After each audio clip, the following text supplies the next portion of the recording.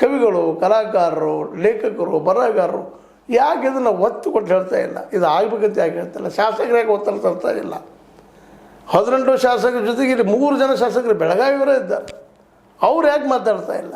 ಅವ್ರು ಯಾಕೆ ಇದಕ್ಕೆ ಒತ್ತು ಕೊಡ್ತಾ ಇಲ್ಲ ಅಂತೇಳಿ ನಿಧಾನಕ್ಕೆ ಇವರಲ್ಲಿ ಅಸಮಾಧಾನ ಹೆಚ್ಚಾಗ್ತದೆ, ಸಿಟ್ಟು ಹೆಚ್ಚಾಗಲಿಕ್ಕೆ ಅದು ಸಹಜ. ಅದು ನೆಲದಲ್ಲಿದ್ದುಕೊಂಡು ಕನ್ನಡ ಜನರ ಮತ್ತು ಮತಗಳನ್ನು ಪಡೋದು ಅದು ಇರ್ಬೋದು. ಇವತ್ತು ಕರ್ನಾಟಕದಲ್ಲಿದ್ದವ್ರು ಇನ್ನೂ ಮರಾಠಿ ಮಾತಾಡಬೇಡಪ್ಪ ಅಂತ ಹೇಳ್ತಾರಲ್ಲ ಯಾರಿಗೂ. ಅವರು ತಮ್ಮ ಭಾಷೆಯನ್ನು ಮಾತಾಡಲಿ, ತಮ್ಮ ಸಂಸ್ಕೃತಿಯನ್ನು ಉಳಿಸ್ಕೊಳ್ಳಿ, ಜೊತೆಗೆ ಕನ್ನಡದ ಅಥವಾ ಕರ್ನಾಟಕದ ಭಾಗವಾಗಿರುವ ಬೆಳಗಾವಿಯೊಂದಿಗೆ ಕೂಡಿ ಸಂತೋಷದಿಂದ ಇರಲಿ ಅನ್ನೋದು ಎಲ್ಲರ ಅಭಿಪ್ರಾಯ ಆಗ್ಯದ.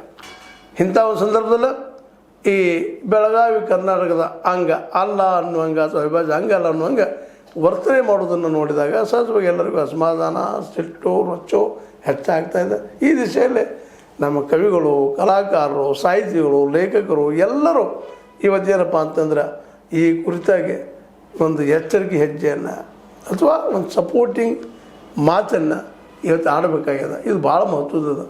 ಯಾಕಂದ್ರೆ ಸುಪ್ರೀಂ ಕೋರ್ಟ್ಗಿಂತ ಹೋಗ್ಯದ ಮಹಾರಾಷ್ಟ್ರ. ಮಹಾರಾಷ್ಟ್ರ ಈಗ ಅಂದವರು ಅದು ಬೆಂಬಲವಾಗಿ ನಿಂತಿದ್ದಾರೆ, ಈ ಬೆಳಗಾವಿಯನ್ನು ಮಹಾರಾಷ್ಟ್ರಕ್ಕೆ ಕೊಡ್ರಿ ಅಂತೇಳಿ.